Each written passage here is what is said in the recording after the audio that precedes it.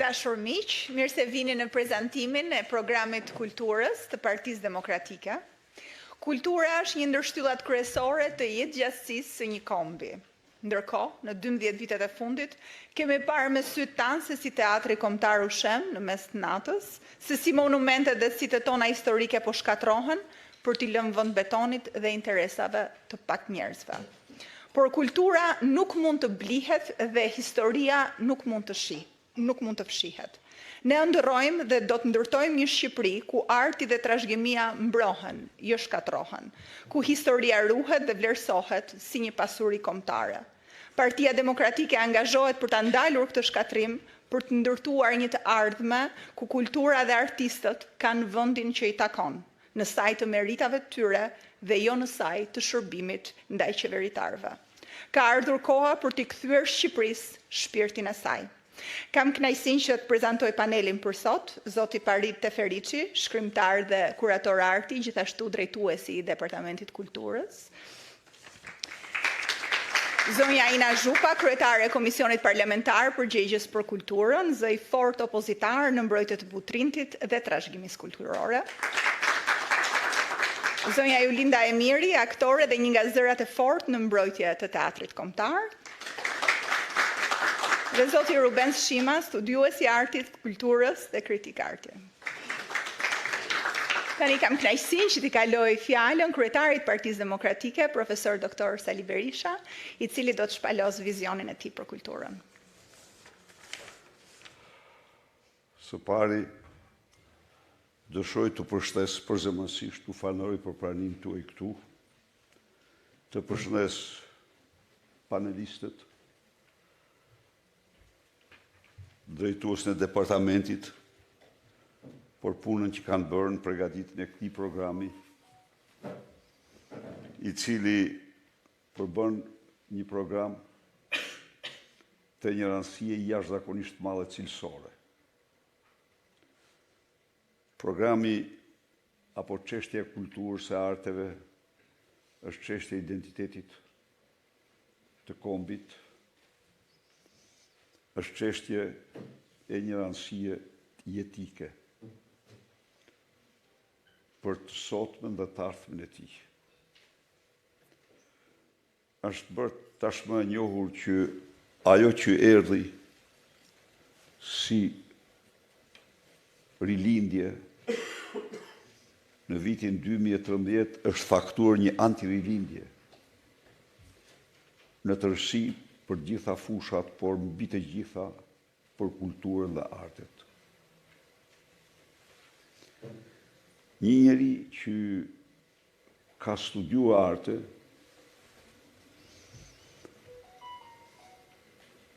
në një mënyrë ose në një tjetër, një artist i dështuar, realiteti i tij, që s'kishte hapur një ekspozit të vetme para se të bëj kryeministër, por që kishte vjedhur dhe shitur veprat vjedhura artistike, ikona mesjetare me vlera kolosale, me të ardhur në pushtet. Betejën e tij e nisi me artin, me kulturën. Nisi një betejë ndër më të egrat. Betejë në të cilën zhduku ose pothuaj azhjesoi të gjitha institucionet kryesore artistike të artit, përveç Teatrit të Operës që ka shpëtuar gjërë sot. Edhe aty ka fut durët. Sot, Tirana është qytet i vetmi kryeqytet në botë pa teatr kombëtar. Në një kohë kur kishte një teatr 100 vjeçar. Sot Tirana është një qytet që ka një galeri artësh të shtruar në magazin, ku piktorët nuk mund të ekspozojnë veprat e tyre. Sot, fëmijët nuk ka një theatër, si që kishin gjerdje, dekada e dekada. Sot, libri tatohet në mënyrën më të pamëshirë. Muzeu mbyllet në thojza për rikonstruksion për qëllimin e vetëm për të vjedhë 10-12 milion euro dhe për të ndërtuar një kull duket aty në bordën e tij.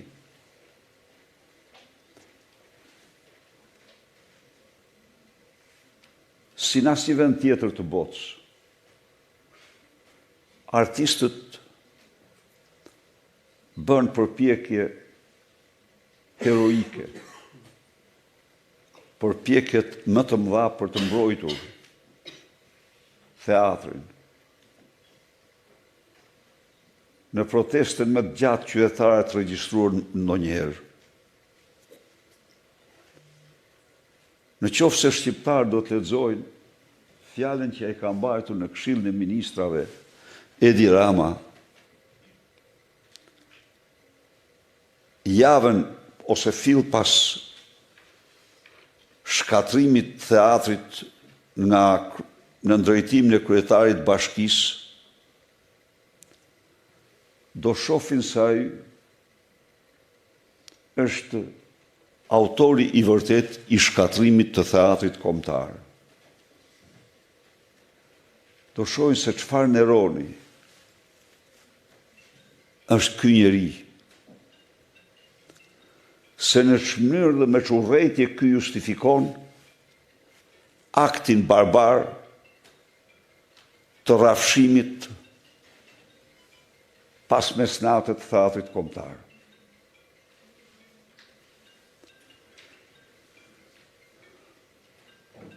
Gjuha, letërsia, filmi, që të gjitha janë në agresion të plot të nga narkodiktatori dhe narkodiktatura.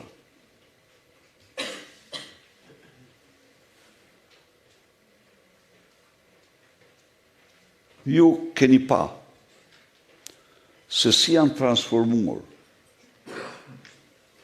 në inexistente institucionet zërat e fuqishëm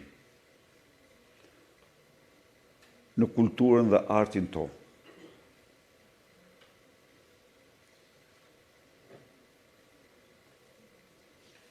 Cili do që donë të krijoj një tablo më të qartë të shpërthimit dhe urrejtjes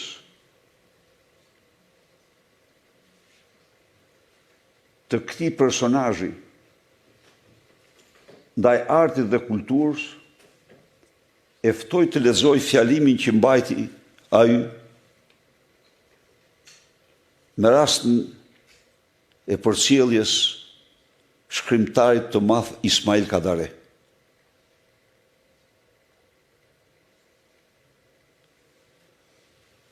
Kombi ndahej me gjeniun e letrave.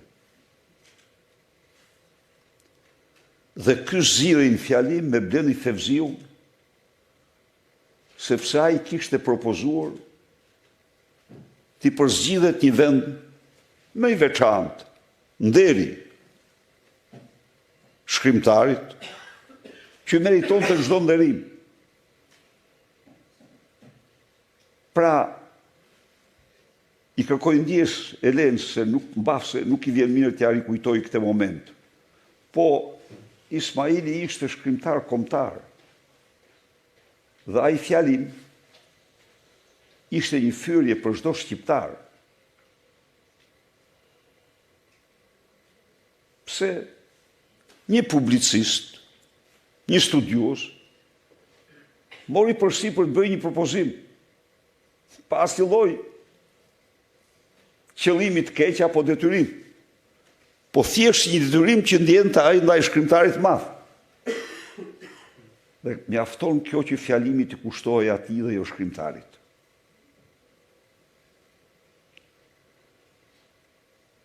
Pra, në çdo rrafsh, ky është një lloj Neroni për kulturën shqiptare.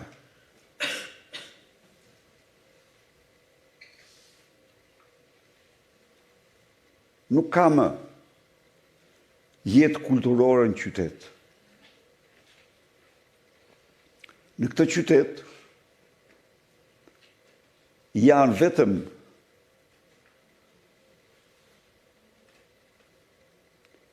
agresioni hipersonik që u bëhet qytetarëve me diskoteka dhe ato mbushin të gjithë jetën artistike. Ky vend është vend shumë i çuditshëm. Duke qenë briri më perëndimor i Gadishullit, të gjitha prenoritë e kanë lakmuar, e kanë pushtuar, kanë kaluar nëpër te, kanë dhënë gjurmë. Kjo ka bërë që Shqipëria të jetë një nga vendet më të pasura në trashëgimi kulturore. Trashëgimi të vetëm, por dhe trashëgimi të prenorive, të qytetërimeve të tjera. Tani janë vërsulur dhe ndaj tyre. Janë vërsulur ndaj Butrintit, janë vërsulur ndaj Bylisit, ndaj trashëgimive tjera të çmuara dhe krahas tyre ndaj mrekullive natyrore të këtij vendi. Pra, në qoftë se ka një gjë që kërcënohet në mënyrën më të fuqishme është trashëgimia jonë kulturore. Arritjet më madhore të këtyre viteve qenë të fushën e trashëgimisë, pranimi i disa nga këtyre kryeveprave në regjistrin e trashëgimisë së njerëzimit. Edhe ato trajtohen kundërshtim me standardet e caktuara nga UNESCO për raste të tilla. Partia Demokratike konsideron emergjente.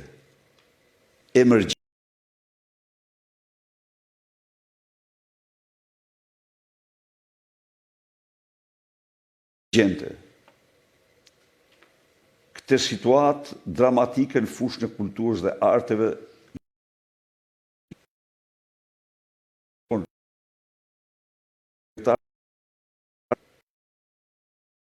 artistët, skulptorët, piktorët dhe të gjithë personalitetet dhe se rrënjësor.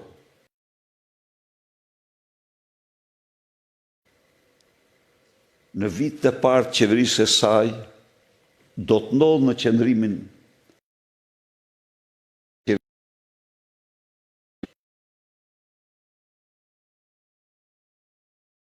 për identitet.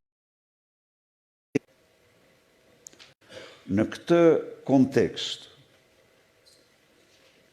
gjallërimi dhe rikthimi në aktivitet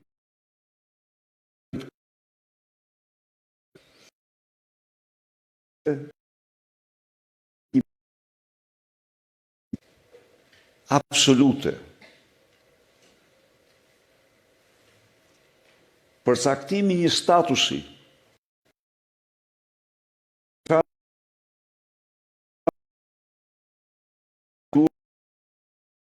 një zot dyfishimi i buxhetit, mbi dyfishimi i buxhetit.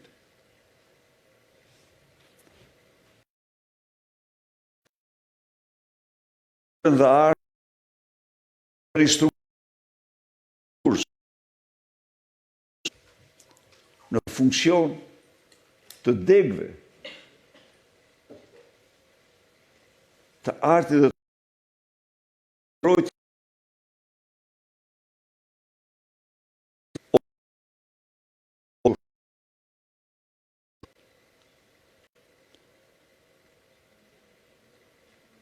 miratimi i ligjeve,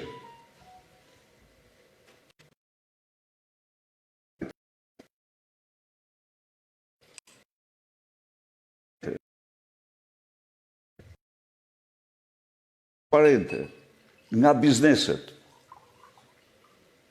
është tjetër një zotim i ynë.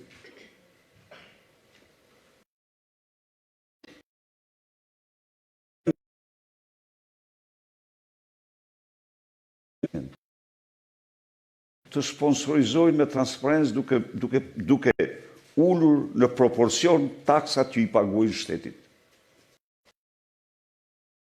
Bonus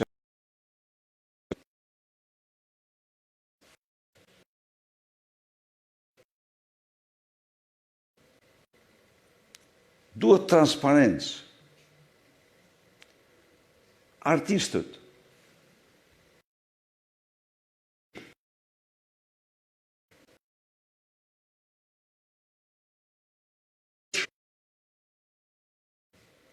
ne do dëshojmë dhe do bëjmë çdo gjë që ata të mbeten të tillë, se ndryshe ata nuk shkërbejnë dot.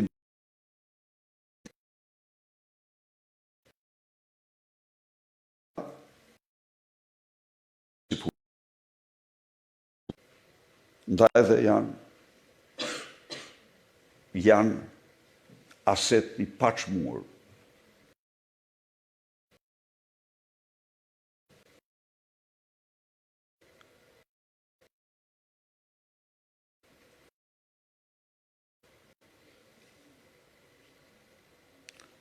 Në një mënyrë ose një tjetër ndryshon nga një kombë në tjetër. Është kulturë mbi shëndetit. Se ne nuk kemi kushëri.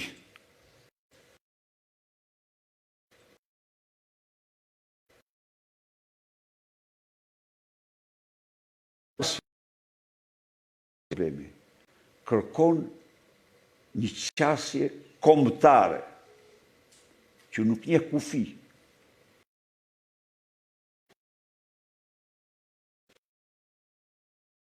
Bashkërëndim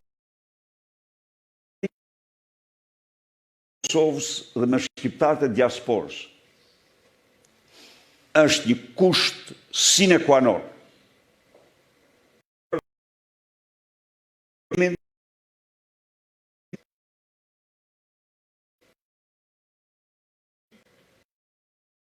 E kulturës tonë kombëtare.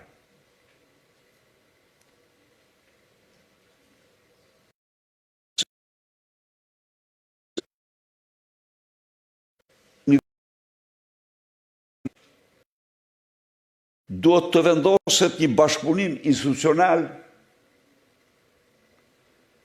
me mekanizma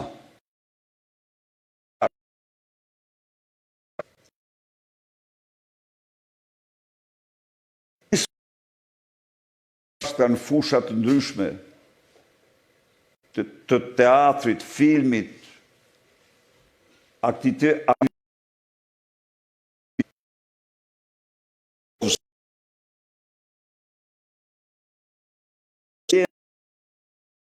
një ligj në përpjekjen tonë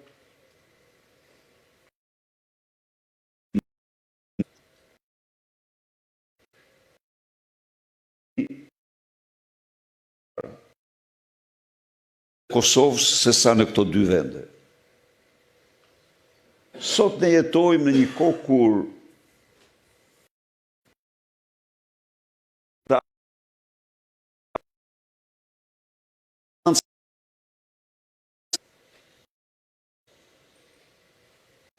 në këtë kuadër ne zotohemi të bëjmë çdo përpjekje.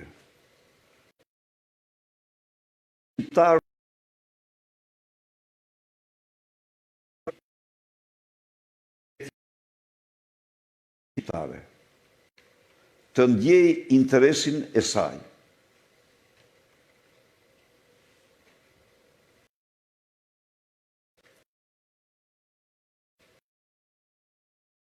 Veçantë për trajtimin do ketë statuset veçanta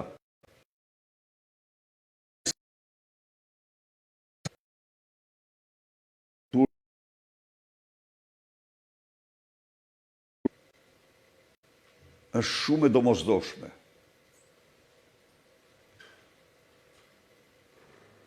Shumë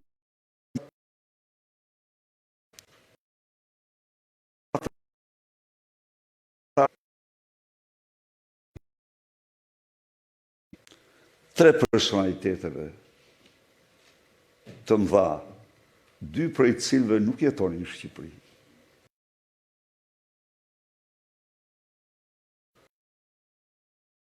Ernesto përkatësisht Itali dhe Argjentinë. Të dy ata kolos të mëdhej.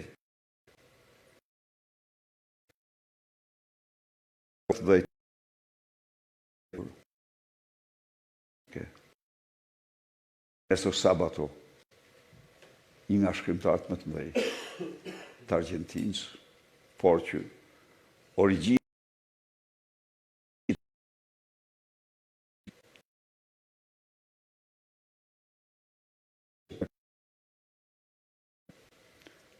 titullin deri kombit.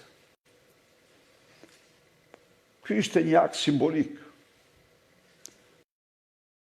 Ne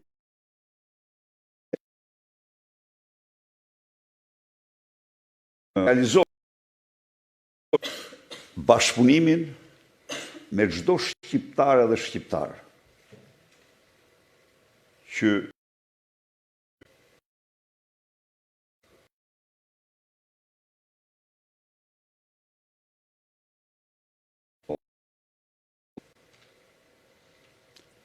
libri është një problem i madh.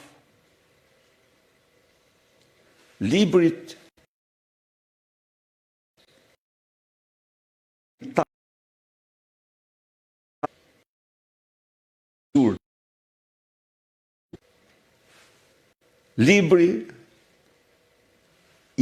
librit i preu me gërshër tregun.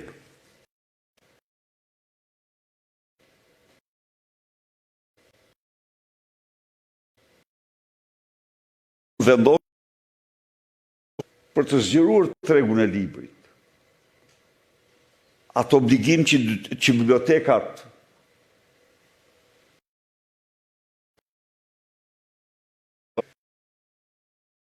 libra. Pra, faktikisht, me taksat që u vuri shtëpive botuese, shtypshkronjave,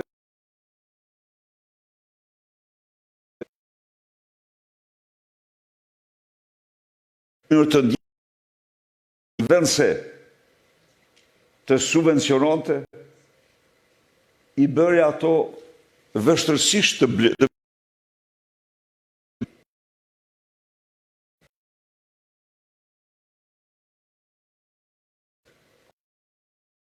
gjithçka për të lehtësuar barrën fiskale të librit, për zgjeruar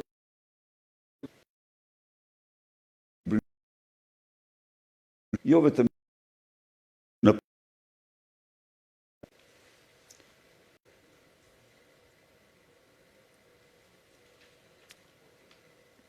së fundi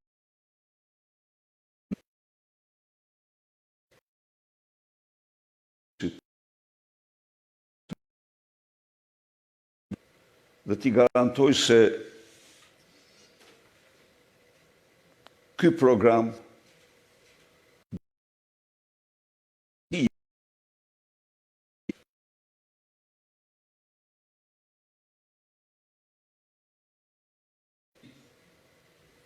në rrafshin organizativ dhe në çdo rrafsh tjetër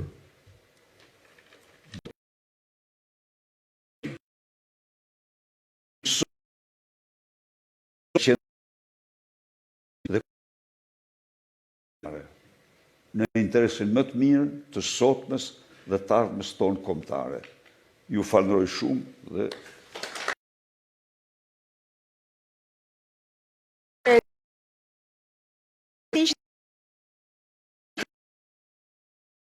I cili gjithashtu do të shpalos vizionin dhe idetë e tij për programin e Departamentit të Kulturës.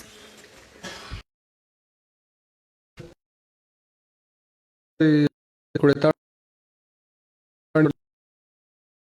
në parlamentit në realizimin e këtij programi. Ai shpalosi që në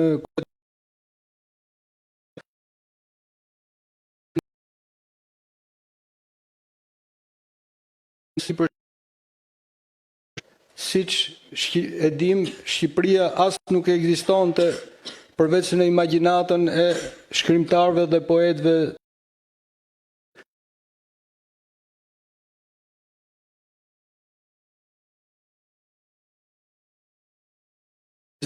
që atë Shqipëri që e lindën nga imagjinata e tyre tashmë ta bëjnë madhështore me frutet e origjinalitetit.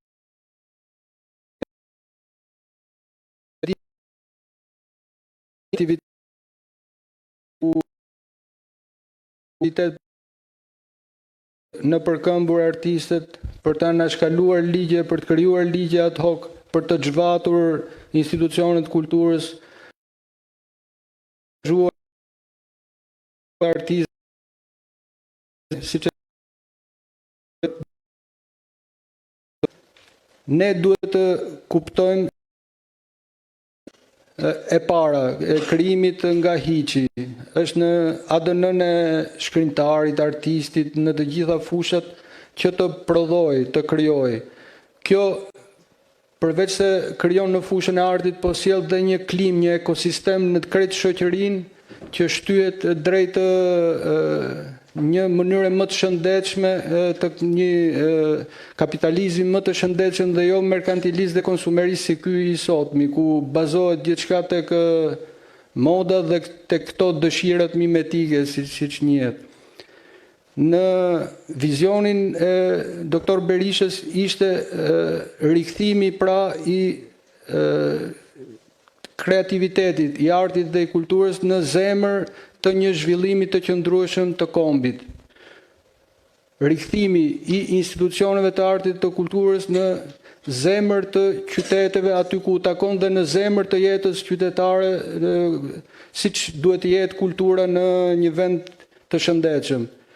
Dhe e treta ishte rikthimi i artit dhe i kulturës në zemër të shqiptarëve dhe të kombit shqiptar, për të pasur një ekosistem më të shëndetshëm dhe një zhvillim më të qëndrueshëm në kohë ku ne të integrohemi në rrjedhët e Bashkimit Evropian me identitetin ton dhe me kulturën ton, për të cilën jemi krenar, por duhet ta ruajmë dhe ta zhvillojmë ato më tej, dhe të mos ngelemi peng i një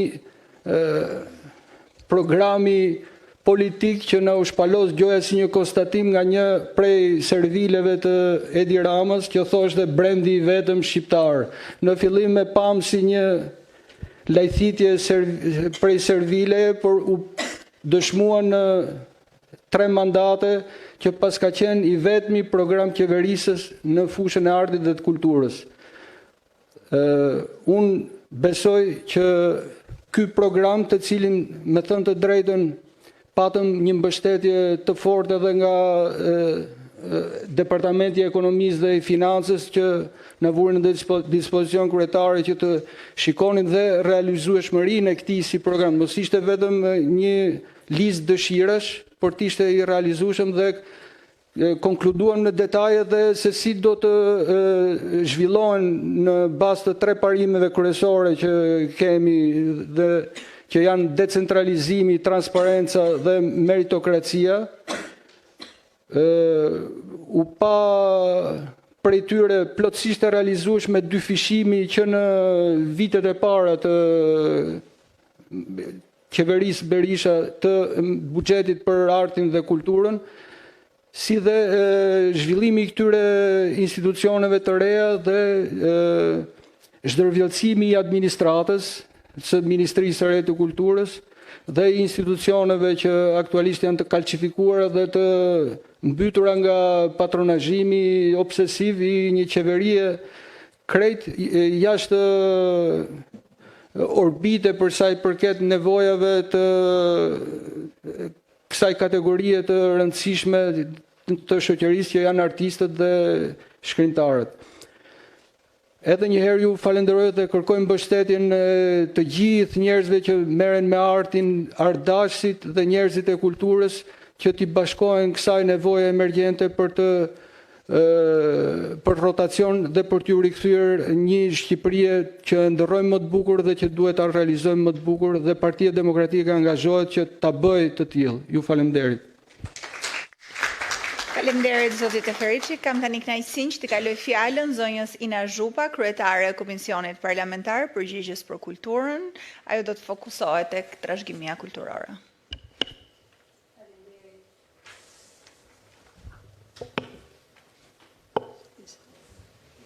Faleminderit Koriana, nuk e di nëse funksionon. Faleminderit të gjithë pjesëmarrësve, faleminderit dhe departamentit për ndihmën. Unë fakt do fokusohem tek trashëgimia kulturore që ka qenë edhe një nga betejat themelore të Partisë Demokratike. Dua të them që kur nisi betejë për Butrindin ishte e vështirë sepse bëj fjalë për një organizatë që fshihej mbas emrit Amerika. Dhe nëse ti kundërshtoje koncesionin, bëhesh automatikisht anti-amerikan. Po fatmirësia ishte që kishte dhe amerikan të cilët na qëndronin në krah, si ish kongresmeni Joseph DiGuardi, që shprehte që vlerat e Amerikës nuk ishin ato të të dhënurit koncesion. Dhe ishte pikërisht doktor Berisha që më ofroi mbështetjen pa kushte, vazhdoi betejën pavarësisht presioneve dhe pavarësisht etiketimeve. Dhe kjo në fakt ndryshoi edhe qasjen e gjithë Partisë Demokratike që kishte edhe kohët e veta të vështira, por edhe të gjithë njerëzve. Të gjithë njerëzit e përkrahën kauzën për të mbrojtur trashëgiminë kulturore dhe për të mbrojtur identitetin kombëtar. Kështu që një nga shtyllat bazë që ne kemi në programin ton është që në trashëgiminë kulturore ne do të ndalojmë konceptin e koncesioneve. Është një koncept që nuk ekziston në asnjë vend të botës, nuk ekziston në Konventin e Parisit, nuk ekziston në manualet e UNESCO-s. Ne do të përqafojmë atë që përqafon UNESCO, që janë format e fondacioneve që japin donacione, ku privati është i mirë pritur, jo një privat, po 10 privat që vinë dhe japin para për trashëgiminë kulturore, po shteti gjithmonë përgjegjës dhe faktori mazhoritar i këtyre fondacioneve për të garantuar që gjëja më e rëndësishme është mbrojtja e identitetit, historisë dhe trashëgimisë dhe t'ja transferojmë atë brezave të ardhshëm më mirë, më të mbrojtur dhe jo të shkatruar. Dhe kjo është baza e programit të Partisë Demokratike për trashëgiminë kulturore. Ne sigurisht jemi krenar për historinë tonë, jemi krenar për identitetin dhe Shqipëria madhështore do të thotë një Shqipëri krenare, një Shqipëri që mbron identitetin e vet dhe lartëson atë kudo në botë. Ne do të ndjekim të gjitha parimet dhe të gjitha manualet që përcakton UNESCO në mbrojtjen e trashëgimisë kulturore. Jo vetëm për ato pasuri që janë të inskriptuara në UNESCO, por kemi edhe një betejë për të shtuar trashëgiminë që inskriptohet në UNESCO. Unë kam parashitur që këto kohë dhe kam marrë një lloj mbështetje, por duhet mbështetja e shtetit shqiptar, dhe ajo do të jetë mbështetja e qeverisë Berisha për të inskriptuar gjirin e Gramës si pasuri e mbrojtur UNESCO. mund të bëjmë dosjet për byllisin dhe kemi pasuri të jashtëzakonshme në Shqipëri që me punën e ekspertëve, po aq të jashtëzakonshëm ne mund të skriptojmë dhe të marrim mbrojtje dhe njohje për Shqipërinë. Dhe madhështia e Shqipërisë është pikërisht trashëgimia kulturore e Shqipërisë. Ne kulturën do ta vëmë në funksion të edukimit, të socializimit dhe të turizmit. Ne kulturën nuk do ta trajtojmë në funksion të oligarkëve për të bërë qendra tregtare me emrin qendra vizitorësh, për të bërë vila private apo resorte. Turizmi, nëse ka kuptim kur lartëson trashëgiminë kulturore, kur vjen për të veçantën që është Shqipëria. Nuk vjen njëri në Shqipëri për të parë kullat, gjen shumë më të bukura në Dubai. Nuk ka nevojë të vinë në Shqipëri.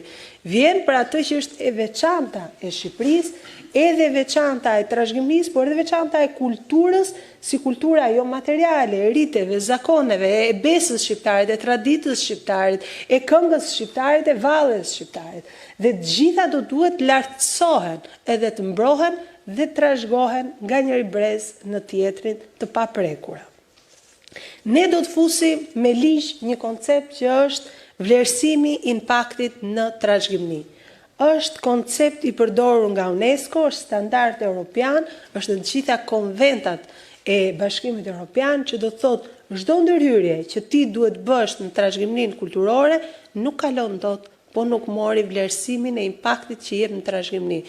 Qoftë kjo natyrë zhvillimore, ndërtimore, çfarë do lloji tjetër. E dëmton këtë trashëgimi apo e ruan edhe e lartëson atë. Çdo gjë që e dëmton është ndaluar. Çdo gjë që e lartëson, i shton vizitorët, i shton mundësitë, patjetër që do të vlerësohet dhe do të lejohet. Ajo që ka qenë një skandal në fakt në Shqipëri, edhe profesor Baçe besoj e bashkëndan me mua, është skandali që ndodhi në Durrës, në amfiteatrin e Durrësit. Me një VKM ka ndaluar Institutin e Arkeologjisë dhe arkeologët shqiptarë që të gërmojnë. Ka ndaluar që të punojnë në Durrës, sepse ja kanë dhënë ADF-s dhe një kompanie Tauland SHPK dhe vetëm ata mund të gërmojnë, vetëm ata mund të kërkojnë trashëgiminë tonë kulturore. Kjo merr fund, garant për trashëgiminë tonë kulturore janë arkeologët tanë, janë institutet tona, janë institutet e monumenteve të kulturës, është Ministria e Kulturës dhe kur një privat nuk merr tagrin që të bëjë ai kërkimet edhe gërmimet e historisë tonë. Ashtu siç anullohet menjëherë kjo VKM skandaloze që ndalon instituti që ka që nga 1966 që gërmon, që me profesor Cekën, me profesor Baçën, me gjithë me radhë që kanë sot pamundur të shkelin Durrës sepse Durrësi është dhënë me koncesion për këtë kompani. Ne rivitalizojmë shkollën e guidave. Ciceron të certifikuar që i tregojnë historinë siç është, dhe jo Ciceron që vinë me vete sipas tureve të caktuara. Dhe njëri e tregon turke, njëri greke, njëri rumune, tjetri si dojë, ndërkohë që ne kemi përgjegjësi për atë që transmetohet. Dhe siç e tha me drejt doktor Berisha, është epoka e digitalizimit. Do duhet punojmë dhe kemi në programin ton audio guidat e digitalizuara që gjithë secili të ketë mundësi të dëgjojë me kufjet e veta dhe të ketë mundësi të shëtisi sitet e trashëgimisë tonë kulturore. Dhe kjo është shumë e rëndësishme se si ne e përcjellim tet huajt, por edhe tek shqiptarët për ta njohur më mirë. Dy pikat e fundit kanë të bëjnë me elementin e futjes si një moduli lënde me zgjedhje që në gjimnaz për trashëgiminë kulturore, për historinë e ndërthurur me trashëgiminë kulturore në mënyrë që nxënësit ndjes të rriten me dashurinë për atë theun, me njohjen e kulturës dhe me krenarinë që jemi shqiptarë, se kemi jashtëzakonisht shumë arsye për të qenë krenarë që jemi shqiptarë. Dhe e fundit ka të bëjë me bonusin rinor të kulturës, ku 100 projekte çdo vit rinore, ku rinia të angazhohet për lartësimin e trashëgimisë kulturore, të kulturës materiale dhe jo materiale, financohen nga qeveria Berisha në mënyrë të tillë që edhe të rinj të shtym të merren me kulturën, por edhe kulturën e ndihmojmë duke bërë projekte të tilla që maksimizojnë njohjen e saj dhe futjen në jetën social-kulturore të vendit.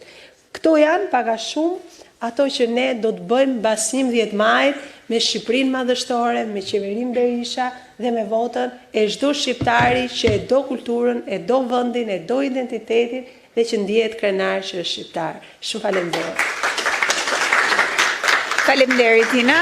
Kam tani kënaqësinë që t'i kaloj fjalën aktores Julinda Emiri, e cila do të flasë për problematikën e teatrit kombëtar dhe të filmit. Faleminderit për ftesën. Po hyj direkt në temë.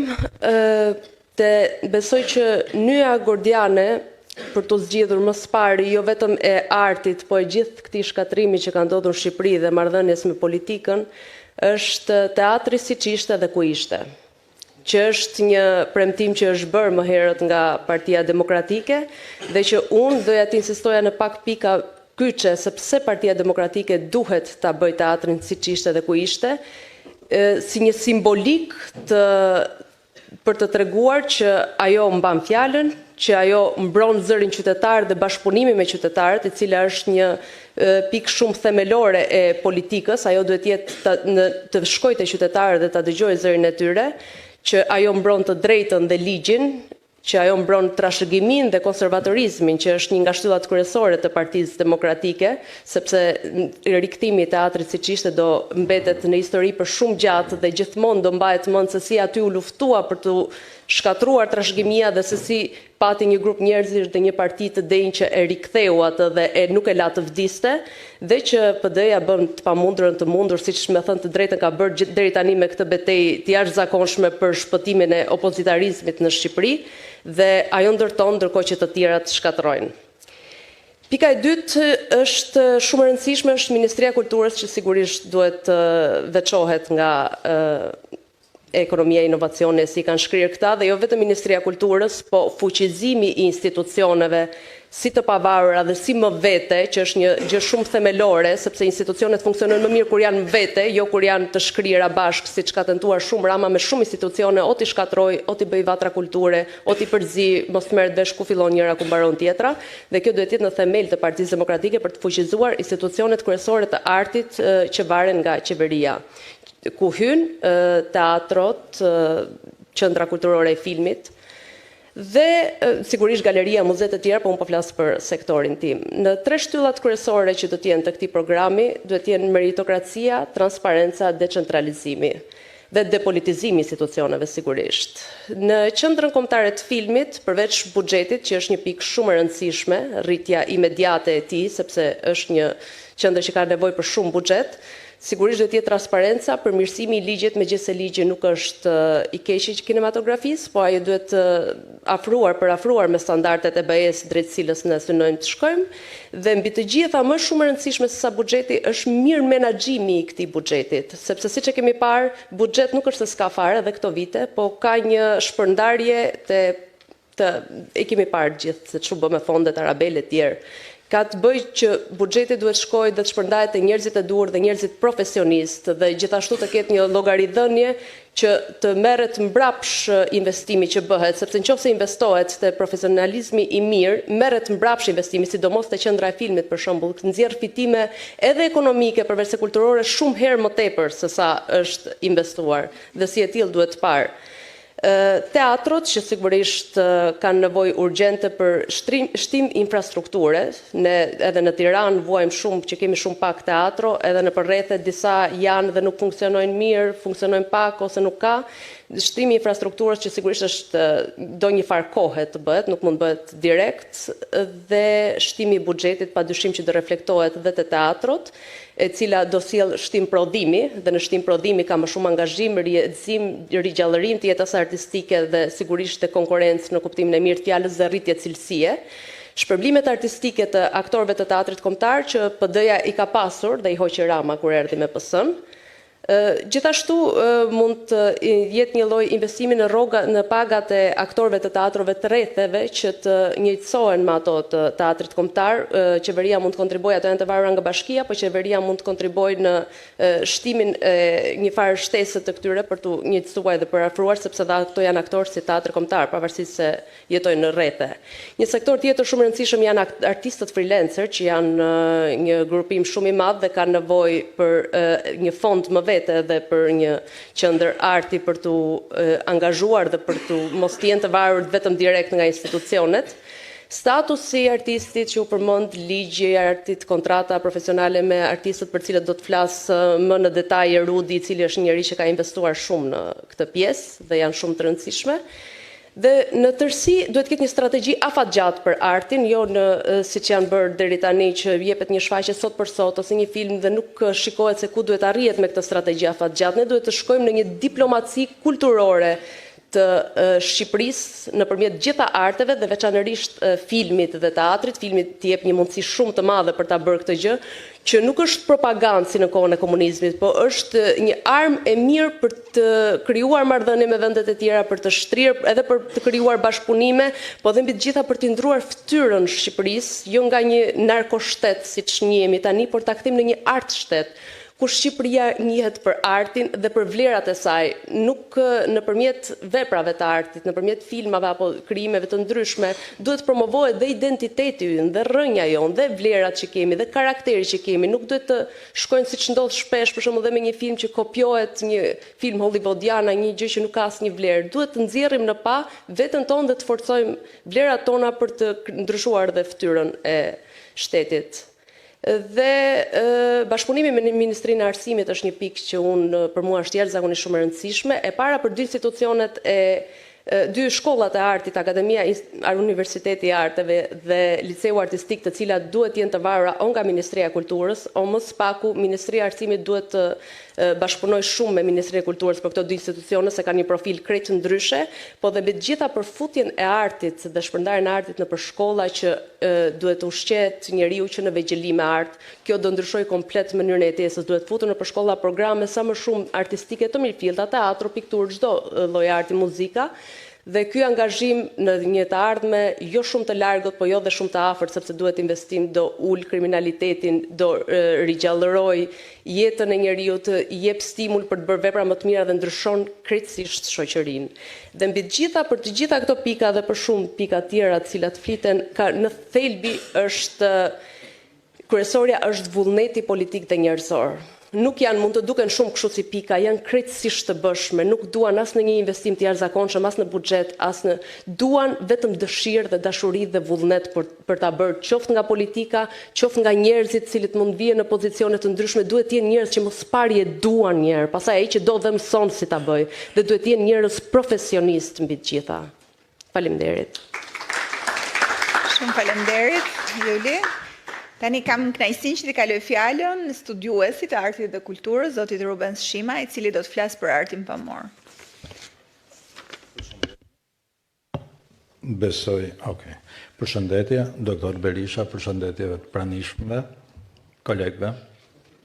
Dua ta nis fjalën me një thënie që më vjen ndërmend nga Jeff Kennedy, i cili thoshte: nëse duam që arti të ushqejë rrënjët e kulturës, shoqëria duhet ta lejë artistin të lirë, të ndjek vizionin e vet, kudo që është shtëpia ai. Dhe këto vitet e fundit, marrëdhënia me lirinë në këtë vend ka qenë problematike dhe është përkeqësuar. Në rast se i hedhim një vështrim skenës së artit pamor këtë dekadë në fundit, ajo shfaqet në gjendje të mjerueshme me institucione thuajse të braktisura, të mbyllura, Galeria Kombëtare, zyrtarisht e mbyllur në 2021, por para mbylljes zyrtare kishte edhe një 4 vjeçar që nuk piptinte as miza në atë institucion. Lë pastaj të flasësh për ndonjë produkt artistik. Muzeu Historik Kombëtar mbyllur gjithashtu. E vetmja strategji, me sa duket që funksionoi këtë dekadë, ishte krijimi i një rjeti kinse qendra sharti apo OJF-sh të hapura nga njerëz pranë pushtetit ose nga vetë pushteti me qëllimin e vetëm për të përdorur artin, për të kontrolluar artin dhe siç ishte edhe rasti më i fundit për të pastruar para. Miliona euro taksa publike ju vodhën këtij vendi përmes këtij rjeti. Lulëzoj kështu në këtë kohë të shkurtër, siç gazetarja Demo e përmendte në një shkrim të saj, një shtet paralel në art dhe kulturë, i cili qëllimisht varfroi dhe la në mjerim institucionet publike për të glabruar këto para.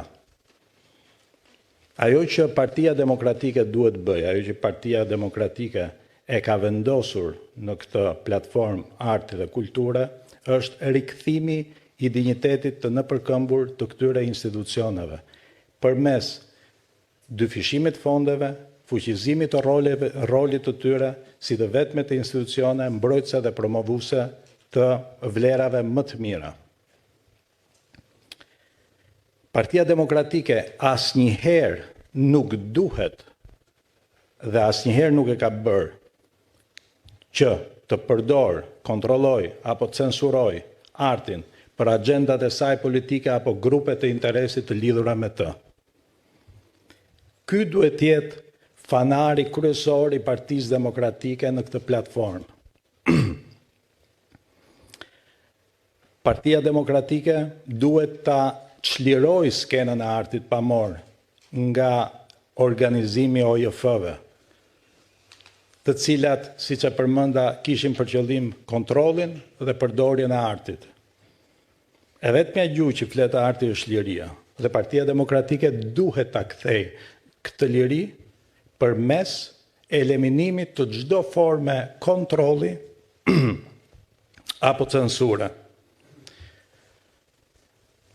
Në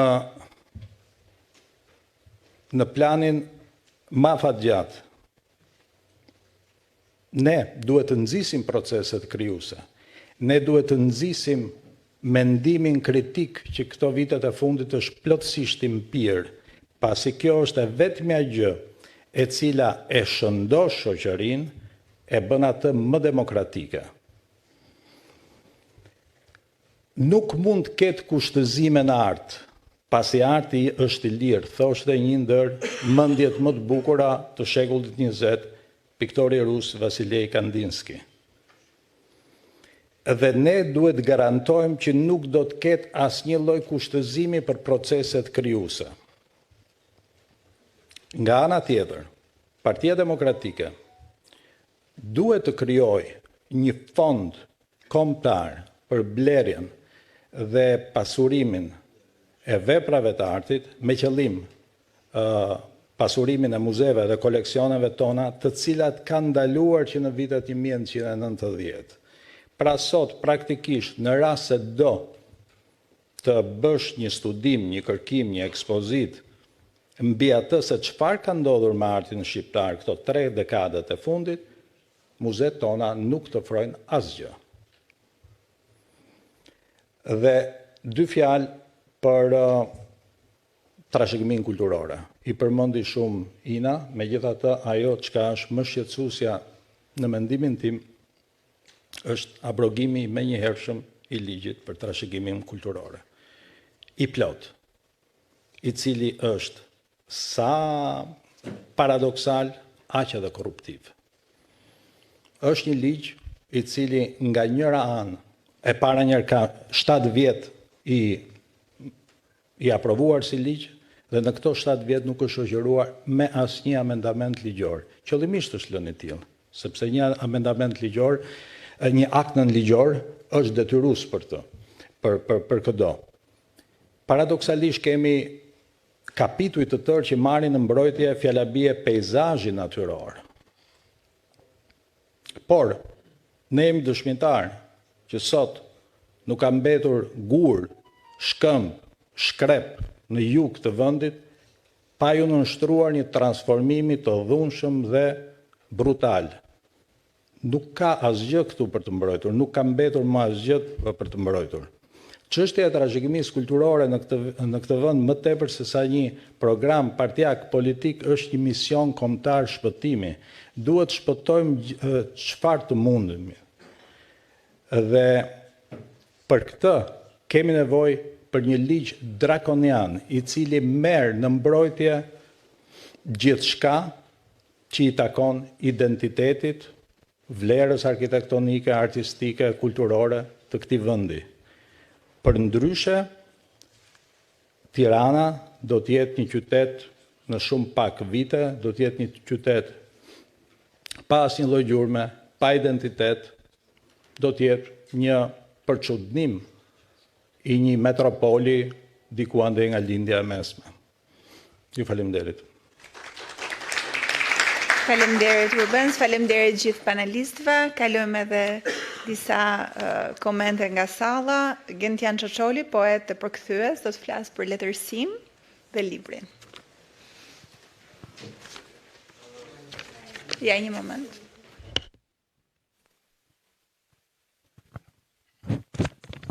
Përshëndetje të gjithëve, Dr. Berisha, të nderuar pjesëmarrës. Desha unë të jap një perceptim të përvojës ime dhe të asaj që mund të bëhet për librin në 4 vjeçarin e qeverisjes Berisha. Duke qenë protagonist modest i librit prej 96 se tani them që dekada që kaloi është një nga periudhat më të zymta të historisë së librit shqip. Është një periudhë depresive e cila është pasqyruar në cilësinë e krimtarisë, në të kurjen e botuesve, në zhdukjen e sër botuesve, në uljet e turshme të tirazheve të librave, të cilët po t'i pyesësh në Confident shumë botues, ose s'ta tregojnë, ose do të japin shifra skandaloze. Në këtë situatë, mendoj që letërsia duhet të rimarrë rolin e saj të jashtëzakonshëm me emancipues, atë rol që e ka pasur që kur është themeluar nga etrit e saj, mira vite më parë. Roli i saj është emancipues, është shërues, është ngushëllues, por mbi të gjitha është edukues. Nëse do ta besojnë vërtet, edhe qeverisja e re së shpejti do ta besojë vërtet që letërsia ka një rol të jashtëzakonshëm edukues, atëherë ne jemi në rrugën e duhur dhe jemi futur në transhen e duhur që do të na çojë larg. Unë gjithmonë kam gjykuar qeverisjen e mirë, jo thjesht nga të mirat materiale që ajo siguron për shtetasit e vet, por unë kam gjykuar qeverisjen e mirë dhe nga cilësi veprash artistike është krijuar në atë qeverisje, në çdo fusharti. Në sa shtuar rafti i bibliotekës në shtëpinë e çdo qytetari, a është varur një pikturë cilësore në muret e shtëpive të shtetasve shqiptar. Këto janë detaje shumë të rëndësishme për të matur vërtet cilësinë e një qeverisie. Ne jemi një vend evropian dhe këto janë kushte të jashtëzakonshme për të përcaktuar mirëqenien e vërtetë të një qytetari evropian. Ndërkaq jemi dëshmitar dhe para një muaji dëgjuam një statistikë tmerruese të Instatit, që mund të jetë edhe më e thellë akoma si statistikë, ku gati gjysma e 15 vjeçarëve e sipër e popullsisë nuk kuptonte atë që lexohej, atë që thuhej në tekstet e tyre. Pra bëhet fjalë për një ignorancë të pashëmbullt, unike, katastrofale do thoja. Dhe në këtë pikë fuqizimi i rolit të letërsisë, edhe një herë e them, është vendimtar për të shpëtuar audiencën shqiptare të librit nga kolapsi. Dhe mos harrojmë diçka tjetër, jemi dëshmitar të shtimit të konflikteve mes adoleshentëve dhe edhe të rinjve. Dhe një nga arsyet e thella është, mendoj unë, mungesa e edukimit emocional.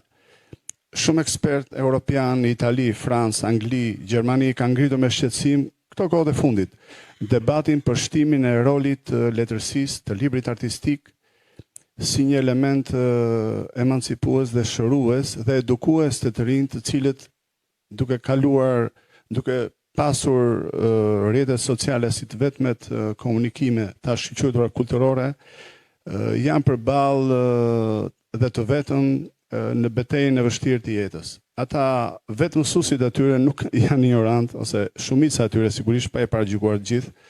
Pra ata janë të vetëm. Prindrit nuk kanë kohë, ose edhe ata nuk kanë pas kohë të lexojnë libra ose të emancipohen nëpërmjet letërsisë. Kështu që kthimi te libri është dhe një element kthehet në një lloj mbroje morale, emancipuese për këtë stres. Mund të përmendim disa hapa që mund ta fuqizojnë rolin e librit në shoqëri. Dhe duhet filluar me rikonceptimin dhe fuqizimin e qendrës kombëtare të librit, e cila në të vetvete do ishte një instrument shumë i fuqishëm për ta fuqizuar dhe qendrëzuar rolin e librit në shoqëri, por që deri tani nuk e ka bërë sepse qendra është formale, me një buxhet qesharak. Mjaft të kujtojmë që për të shkuar te e vetmja sallë që ka kjo qendër, duhet përshkrosh një kafene. Dhe kjo është një situatë pa precedent. Është një nga artet më të fuqishme të kulturës shqiptare, letërsia, që i ka dhënë derë dhe jashtë Shqipërisë, dhe ajo ende nuk ka një godin të vetën. Pra kjo tregon se në çfarë kush ka ta ndisur situata e librit.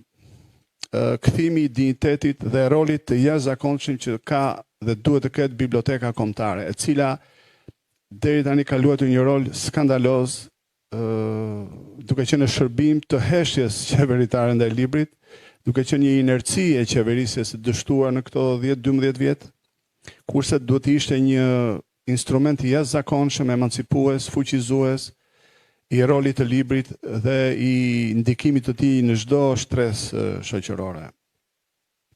Hap tjetër që mund të ndihmojë këtu është akti i përkthimit, apo më mirë i ripërkthimit të klasikëve të pavdekshëm dhe të pa tjetërsueshëm të letërsisë botërore. Kjo i bën mirë gjuhës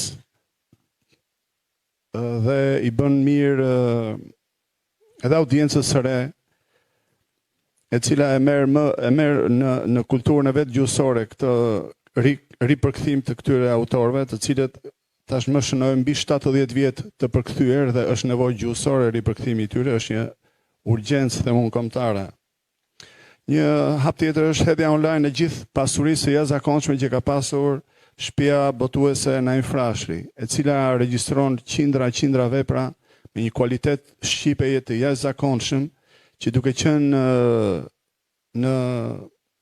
online do të mundësonte kontaktin e sidomos të shqiptarëve në diasporë, e brezit që ka lindur aty, që do t'u jepte atyre më shumë dinjitet, më shumë identitet dhe emancipim. Një hap tjetër shumë i rëndësishëm është nxitja e leximit në shkolla, e konkurseve të krijimtarisë, po edhe të mësimit përmendësh. Kujtesa individuale është shumë e rëndësishme. Ne përballë kemi zotin kryeministër që ka një kujtesë shembullore, fenomenale, dhe po. Një hap tjetër do ishte pesëfishimi i çmimeve letrare, çmonopolizimi i çmimeve, e cila do krijonte një klim të re dhe një frym të re krijuese. Dhe hap tjetër ishte krijimi i tregut për autorin shqiptar. Tregu i autorit shqiptar është inekzistent. Është e turpshme që akoma shkrimtar edhe shumë të njohur detyrohen ta paguajnë vetë librin tek botuesit, ose në rastin më të mirë mos marrin asnjë honorar dhe të kënaqen vetëm thjesht me botimin e tyre. Gjithashtu, një hap tjetër i fundit, për ta mbyllur, do ishte edhe fuqizimi i rolit që duhet të ketë letërsia në programet shkollore. Deri tani është në funksion të lëndës së gjuhës, dhe kjo është skandaloze, letërsia ka dignitetin e vet, dhe nuk mund të jetë në funksion të askujt përveç se të vetvetes. Ka dhe gjëra tjera, por ju falenderoj për... Faleminderit zoti Çeçoli. Unë do t'ja kaloja fjalën zotit profesor Kujtim Borpsit, violonçelist i njohur dhe ish drejtor artistik i Teatrit Kombëtar të Operës dhe Baletit. Për efekt të kohës, ju lutem fjalimet sa më shkurt, sepse kemi një aktivitet tjetër më mbrapa. Përshëndetje. I nderuar doktor Berisha, kryeministri i ardhshëm. Mendova të jap të shfaq disa mendime për zhvillimet në këto vitet e fundit për teatrat, përgjithësi dhe për teatrin e operës në veçanti. të nisim nga përvoja europiane e vendeve të zhvilluara, në praktikat e vendeve të zhvilluara, veprimtarit artistike kulturore mbështeten në disa institucione të veprimtarive të artit skenik. Ato klasifikohen në disa kategori. Them të jo pa qëllim. Kategoria e parë janë teatrët shtetërore. Kategoria e dytë teatrët bashkiake, e treta teatrët alternative dhe e katërta kompanitë e lira teatrore. Çdo vend përfaqësohet me institucionet e saj të kulturës dhe të artit. Dhe vendi ynë përfaqësohet me këto institucione me status kombëtar, siç është Teatri i Operës dhe Baletit dhe Ansamblit Popullor, siç është Teatri Kombëtar, Teatri i Kukullave, Cirku Kombëtar dhe Galeria e Arteve. Do të ndalesha për 2-3 momente që mendoj janë të rëndësishme për të bërë krahasimin se çfarë ndodh në këto vite me Teatrin e Operës, ku unë zhvillova aktivitetin tim si violoncelist për 40 vite me radhë, krahas pedagog violonceli dhe muzikë dhome në Akademinë të Arteve dhe në Liceu Artistik. Kjo eksperiencë më ka diktuar që operën ta shoh edhe jashtë violoncelit, ta themi kështu. Sepse opera e meriton këtë gjë. Duhet të nënvizoj që në vitet 2005-2013 në Teatrin e Operës ka ndodhur një evoluim jashtëzakonshëm. Nga një premtim që kemi pas nga doktor Berisha para se të merrte pushtetin 2005 për të ngritë rrogat artistëve, sapo u mor pushtetin 2005, në vitin e parë të mandatit parë i dyfishoi 100% rrogat e artistëve, po të gjithë institucionet, pa diferencë, për gjithë artistët e institucioneve kombëtare. Dhe ky dyfishim në vitin e parë të mandatit të parë ndoqi indeksimin e pagës deri në 2013 dhe si pasojë e indeksimit të pagës, rroga e artistëve të operës u gjende të rrëfishuar. Pse e themte? E bëj këtë konkluzion sepse për 8 vjet aritmetika e thjesht, artistët e kanë ndjerë veten të stimuluar për punën e nderuar që ata bëjnë. 3 fish rroga në 3 mandat, në 8 vite. Ndodh një fenomen tjetër mas viteve 2013. Mas viteve 2013, artistët e operës kanë funksionuar me pagën e viteve 2013, për 10 vite me radhë. Jo vetëm që nuk u rritën pagat, por as edhe nuk u indeksuan. Tashi në fund të mandatit të tretë, ka bërë një rritje të pagave të artistëve, që gjithmonë e meritojnë rritjen e pagave, por në këtë rast ka pas karakter elektoral. Artistët, kolegët e mi, ngado që të më dëgjojnë, ta bëjnë këtë analizë dhe ta zgjedhin se ku do ta udhën botën. Tjetra, në opera, në vitet 2005-2013, sigurisht krahas nivelit financiar që vullneti i doktorit Berishës ka qenë i jashtëzakonshëm, kemi realizuar 32 produksione të reja skenike, opera dhe balete. Një shifër e jashtëzakonshme. Një jetë artistike tepër në sasi dhe në qetësi, me nivele ndërkombëtare të ftuarish. 32 produksione. E them këtë se kur bëhet krahasimi me shifra, është edhe më lehtë të ta bëjmë dallimin. Kurse në 12 vitet e qeverisë së rilindjes kanë bërë vetëm 3 produksione. Domethënë, për 8 vjet ne bëm 32 produksione. Këta për 12 vjet vetëm 3 produksione të reja. Një balet dhe 2 opera. Faktet flasin vetë. Ajo që desha them, ka ndodhur edhe një me këto emrimin e drejtorëve të operës në këto vite, edhe i pari drejtor që u emrua si profesionist i vërtet, më ta themi i fushës, e solli drejtor dhe e largoi si balerin. mendoj se ka rëndësi drejtimi i teatrit, skenën magjinë e bëjnë artistët, e bëjnë solistët, e bëjnë instrumentistët, orkestra, kori, baletit, por edhe drejtuesit e institucionit kanë rolin e tyre. Dhe mas ti u emëron 2 drejtoresha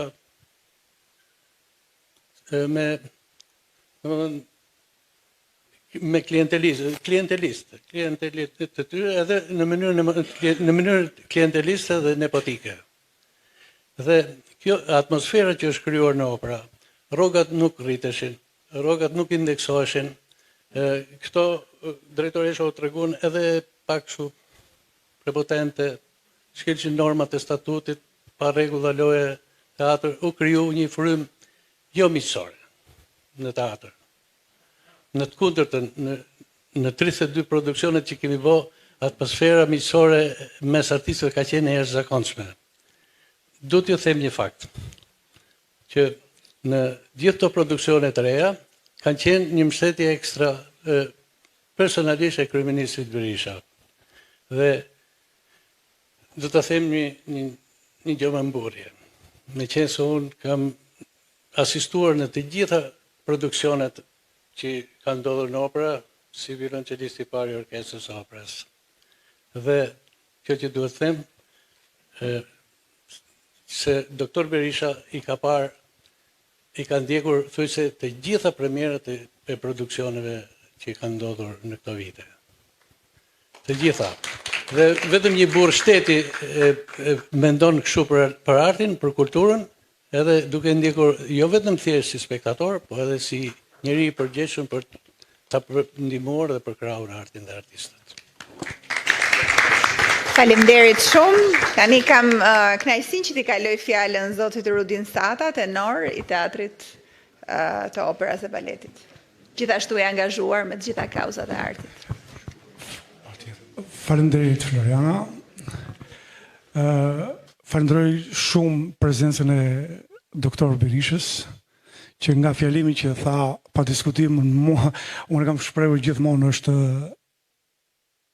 patriot. Një fjalim prej patrioti, jo thjesht një kryetar i partije. Dhe me atë program që shpalosi doktor Berisha, pa diskutim do kthehemi në 2020, siç ishim në 2005, dhe artistët do t'i presi një hop i madh. Gjithashtu falenderoj shumë deputeten Ina Zhupa, si një zë i fuqishëm për identitetin kombëtar. Tani le të flasim konkretisht për programin e Partisë Demokratike, se çfarë ofron në lidhje me artin dhe kulturën. Totalisht një risi që do të fillon me përkujdesjen e identitetit dhe ruajtjen e imunitetit ligjor të artistit. Që të mos kenë më frikë që kush drejtor vjen dhe kush drejtor do hiki. Jo, Partia Demokratike prioritet ka imuniteti ligjor të artistit. Dhe kjo fillon, doktor Berisha, prandaj dhe unë e quaj risi, me për herë të parë për 100 ditët e drejtimit të Partisë Demokratike do të jetë kontrata nacionale, profesionale e punës. Sepse, do ta theksoj, dokumenti i parë ligjor që merr një artist kur punësohet dhe hyn në institucion shtetëror, si në opera, teatr, cirk e tjerë, është kontrata që i lidh. Dhe këtu fillon ndryshimi dhe tregon qartësisht vullnetin që ka Partia Demokratike, që nuk do të ketë më parti shtet, po do të ketë një shtet ligjor, ku demokracia e brendshme funksionale do të jetë në kulmin e saj dhe dushëm. Dhe me vendosjen e kontratës nacionale, profesionale, për herë të parë që do të bëhet brenda 100 ditëve, aty vendoset doktor Berisha dhe 80% e zorohet dhe statusi i artistit. Sepse ne kemi një gabim në konceptin e statusit, që statusi do të thot vetëm lek. Jo, është kontrata nacionale profesionale ligjore, e cila e bën safe artistin dhe e monitoron që kur rekrutohet zhvillimin e karrierës deri në etapën e fundit të pensionit. Pikë tjetër shumë e rëndësishme është dhe ndarja e pushteteve. Dhe kjo është thelbësore dhe njërisi që Partia Demokratike i tregon komunitetit artistik që nuk jemi ne, jemi bashk për të bërë institucione të standardeve europiane. Një pikë themelore do të desha shumë e nderuar zonja Zhupa të theksoj që institucionet e artit dhe kulturës do të jenë për herë të parë do të certifikohen. Është e pa imagjinueshme që National Opera House jon nuk ka certifikim. Pra, a do shkojmë në Europë? Pa diskutim që opera nuk mund të jetë e pa certifikuar. Për shembull, opera e Bonit është A+, opera e Berlinit ka certifikatën A+. Po pse e kanë?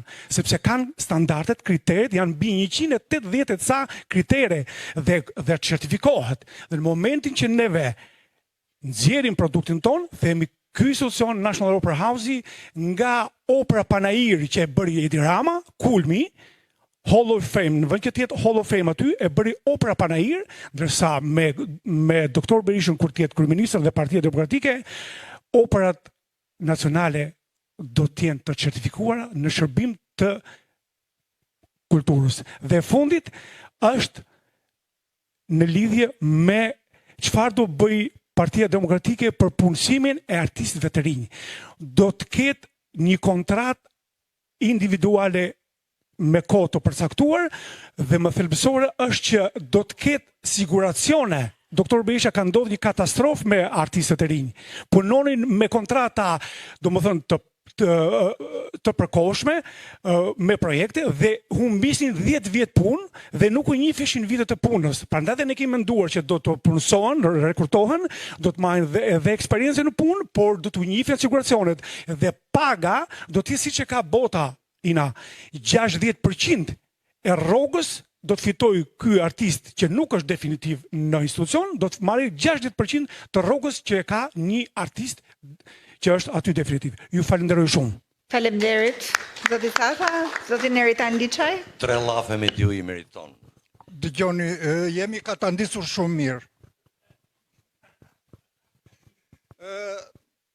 Shakespeare, Hamleti është duke mizaskenuar ati që i tha fantazmatiatit. Thonë se 2 hajdut, pasi pan një qfaqe teatri, vajtën u dorëzuan vetë në polici. Ky është teatri. Se ne të artit s'keni kemi qenë flasim kom, se kemi smundje profesionale. Shiko, unë do flas politikisht. S'vjen, nuk e nxë, se është mbi artin. Atëherë unë do flas politikisht, më pëlqen të flas politikisht, gjërat u thanë nga panelistët. Unë i rikthehem një çik platformës së këtyre specialistëve të 2013-s ku arti ka ta ndisej në OJF, ajo që ndodhi praktikisht. Dhe nuk është problemi vetëm ky. Duke u marrë që nga Sokrati, Platoni, Aristoteli e deri tek Nietzsche, arti është edukim. Këtë duhet të kuptojmë, nuk është zbavitje. Sepse është armë e fortë për edukimin njerëzor, është armë politike. Njeriu nëpërmjet artit ka thënë të vërtetat e veta që në primitivitet. Tani çfarë ndodhi? U sulmuam politikisht më ashpër si asnjëherë tjetër. Në qoftë se paraardhësit e këtyre hidhnin erë kisha dhe xhami pra tempujt e zotave, këta hodhën erë tempujt e njeriut. Institucionet e artit janë tempujt të njeriut, ku njeriu ka shprehur të vërtetat e veta, mendimet, ndjesitë e tjerë. Në qoftë se paraardhësit e këtyre godisnin segmentet e artit, 2-3 shkrimtar, 2-3 muzikant, 2-3 teatrant, e tjerë, këta na shpallën luftë politikisht. Parlamenti, qeveria, bashkia, policia, e tjerë, derisa mbritëm në datë 17 maj, që se ka parë historia e njerëzimit që shteti të shqyej, si që ka thënë Mediu, teatrot e vetë kombëtar që i ka për detyrë t'i ruaj. Është precedenti i parë në botë. S'ka ndodhur në historinë e njerëzimit në këtë rrezull. Sepse lihet kjo çështje e teatrit. Jo, është shumë e rëndësishme dhe simbolike. Absolutisht po. Këtë nuk po e them unë, e thon faktet. Çfarë ndodhi më tej? Vetë zjapi i Surrelit mua shumë pëlqen ti thras, sepse është tragjedi e këtij kombi. Mbas 2 ditësh tha, kam 20 vjet që dua ta prish. Kur vullneti politik kthehet në vullnet personal ke bolshevizëm. Dhe ky popull duhet hapi syt dhe të zgjohet, të kuptojë se me kë ka të bëj.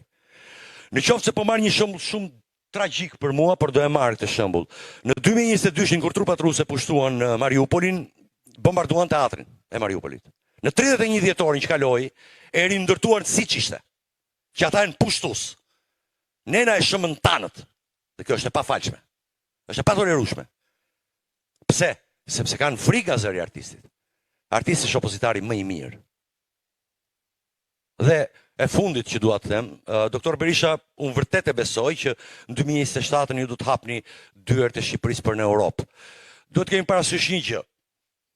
Në Europë nuk do hymë vetëm me institucione, me territor, me kufinë të sigurt, me qytetarë etj, me rrugë, ura, drita etj, madje këto duhet ishin bërë. Ne do hymë në një Europë me një portret tonin kombëtar, me një civilizim, me një qytetërim tonin. Dhe këtë e bën arti, kultura, shkenca, sporti, tradita etj. Sepse vetëm duke pasur një qytetar, sepse arti, unë e kam thënë herë tjera, gjitha këto që përmenda më lart, forcojnë dy muskujt më të fortë njeriut, këto dhe këtë. Duke pasur një qytetar të edukuar, të kultivuar, të civilizuar, atëherë mund të ndërtosh një shoqëri dhe një kombë të denjë për Europën, siç e kanë gjermanët, francezët, spanjollët, italianët etj. Unë po përmend e fundit që them, prandaj thash dua të flas politikisht, edhe më pëlqen çik. Kjo është se këta rilindasit ndyen dhe emrin e rilindasve të mëdhenj që kemi pasur. Për fat keq, domethënë tash kur të vjen fjala rilindje thu, jo prit, se janë ndryshe. Samir Frashëri i madh ka një shprehje epike për mendimin tim që thotë: në do bollok për një vit mbill misër dhe grur. Në do bollok për shumë vite mbill arsim dhe kulturë. Prandaj kjo është një fushë të cilit i duhet vënë shumë vëmendje. Faleminderit. Faleminderit zoti Liçaj. Zoti Bujar Kapexhiu. Dëshironi?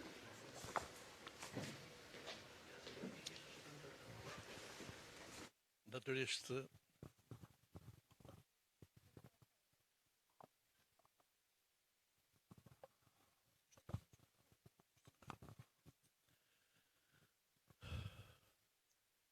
e nderuar zoti Berisha, të nderuar zotëri dhe zonja të panelit, të nderuar pjesëmarrës, miq, koleg, është kënaqësi padyshim kur të ftojnë për të folur në një mbledhje, në një aktivitet, për të folur se si duhet jetë më mirë se sa sot.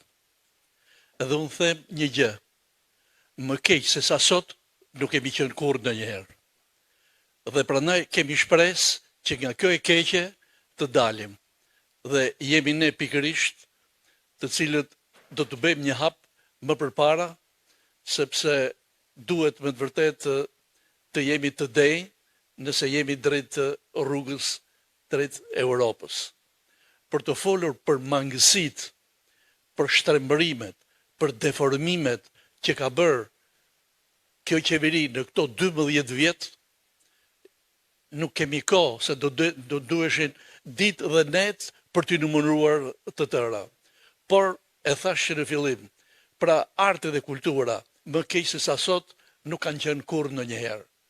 Nuk ka teatr, nuk ka film, nuk ka galeri arti, nuk ka bibliotek, nuk ka gjithçka që duhet për këtë art dhe për këtë kulturë, neve nuk i kemi. Dhe në qoftë se do të thuhet që gjithmonë në këto 12 vjetë, do të thënë thuhet që kemi bërë këtë, unë e them me gojën plot, nuk kanë bërë asë edhe një gjë, ose me sakt, kanë bërë atë gjë për ta shkatëruar gjithçka. Prandaj unë kam kënaqësinë dhe në këtë muaj të Ramazanit po i themi që të lutemi Zotit edhe Zoti të jep me ne që të ndryshojmë dhe me të vërtetë ajo shënimi i madh që kanë këto aktivitete me fjalën e madhe ndryshim të ndodhë me të vërtetë, që secili nga ne të ndjej kënaqësinë e asaj pune që bën. Dhe të mos ndjej vetëm kënaqësinë e punës tij, po të ndjej dhe kënaqësinë e kolegëve, e kupton? Pra, kur themi një komuniteti e artistëve, të jemi të gjithë bashkë, të gëzohemi të gjithë bashkë, të krijojmë të gjithë bashkë një vlerë të vërtetë për Shqipërinë. Faleminderit. Një mbrojtëse e fortë e kauzës së teatrit, zonja Adriana Kalaja. Përshëndetje, doktor Berisha, panelist, miq, koleg. Në fakt, ka dhe shumë bashk luftëtar të kauzës së teatrit. Unë fillimisht dua realisht t'i përgëzoj gjithë ata që janë marrë me një program, sepse civilizimi një kombi fillon nga arti, nga kultura. Ne që kemi 7 vite në protestën e teatrit, e ndjejmë edhe më shumë kur ka dhunë, ku ka represion, dhe mbi të gjitha ku ka shkatrim të historisë, identitetit dhe trashëgimisë kulturore. U thanë pothuajse të gjitha dhe unë fakt zoti Berisha desha vetëm të ngre 2 probleme kryesore. Së pari, rikthimi i teatrit aty ku ishte dhe siç ishte, përveç se tregon një karakter të Partisë Demokratike nesër në mbajtjen e fjalës, tregon dhe respektim të ligjit, sepse e ka vendosur gjykata kushtetuese. Jemi përpara një vendimi të gjykatës kushtetuese të 2 korriku të 2021-shit, që në mënyrë të paprecedent nuk ekzekutohet, qoftë nga Kryeministria, qoftë nga Bashkia e Tiranës. Çështje e cila edhe sot po hetohet gjoja nga pseudo Spaku, por mbi të gjitha është një kërkesë e pranuar nga gjykata e Strasburgut. Në fakt duhet të ndjehemi me turp se si një gjykatë ndërkombëtare merr përsipër të mbrojë trashëgiminë kulturore shqiptare, ndërkohë që gjykata kushtetuese me Marsida Xhaferllari në krye refuzoi ta interpretonte vendimin që kishte marrë vet para një viti. Kështu që kjo është në mbi të gjitha detyrim i Partisë Demokratike. Por për të kthyer tek ajo që propozoi zoti Shima, që unë e vlerësoj shumë, çdo gjë këtu doktor ka filluar me shkatrimin nëpërmjet një pseudo ligji që është ligji për trashëgiminë kulturore. Ky ligj u pasua me 2 VKM që janë fatkeqësia jo vetëm e Tiranës. Janë VKM-ja e vitit 2017 dhe 2018 dhe që flasin për zonën historike të Tiranës. Këto 2 VKM, doktor Berisha, ngushtuan hartën e qendrës historike, hoqën me 10 banesa të cilat ishin në listën e trashëgimisë kulturore, vetëm për t'i hapur rrugë ndërtimit të kullave, betonizimit të Tiranës dhe ajo që në fakt sot na bën me turp, pastrimit të produktit të veprave penale. Ka dhe një VKM, doktor, që është fuqizuar. Është VKM-ja 377. Ajo që kaloi pronësinë e teatrit nga Ministria e Kulturës tek Bashkia e Tiranës. Duke qenë se kjo VKM u shpall antikushtetuese dhe duke qenë se efektet e VKM-s dhe ligji special fusha ishin 0, që tregonte që Bashkia e Tiranës duhet të kthente teatrin ke Ministria e Kulturës, siç ishte me 16 maj. Ky është vendimi i gjykatës kushtetuese.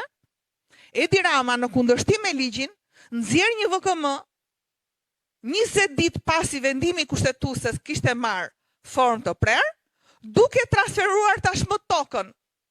Pra, kemi një kolaps ligjor, për cilat unë do kërkoj edhe bashkëpunimin e Partisë Demokratike për ta zhbër gjithë të kolaps të tillë, dhe nga ana tjetër, Partia Demokratike në këtë program duhet mbaj fokusin edhe në një paragraf që ka thënë gjykata kushtetuese për teatrin kombëtar dhe për të cilin ishte një nga paragrafët më kryesor që u pranua çështja në gjykatë të Strasburgut, ku thot: megjithse me veprime manipuluese, falsifikuese, teatri kombëtar u hoq nga lista e trashëgimisë kulturore, të dhënat që lidhen me historinë, identitetin dhe trashëgiminë kulturore e bëjnë teatrin që ditën e shëmbjes t'ishte trashëgimi kulturore dhe në listën e saj.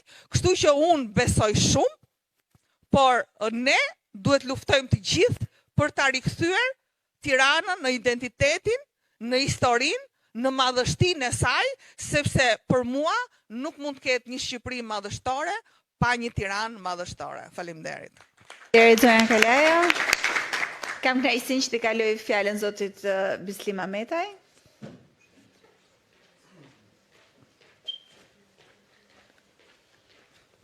Është në mënyrë rastësore, por sot është dita botërore e poezisë dhe po këtë ditë prezantohet programi për kulturën.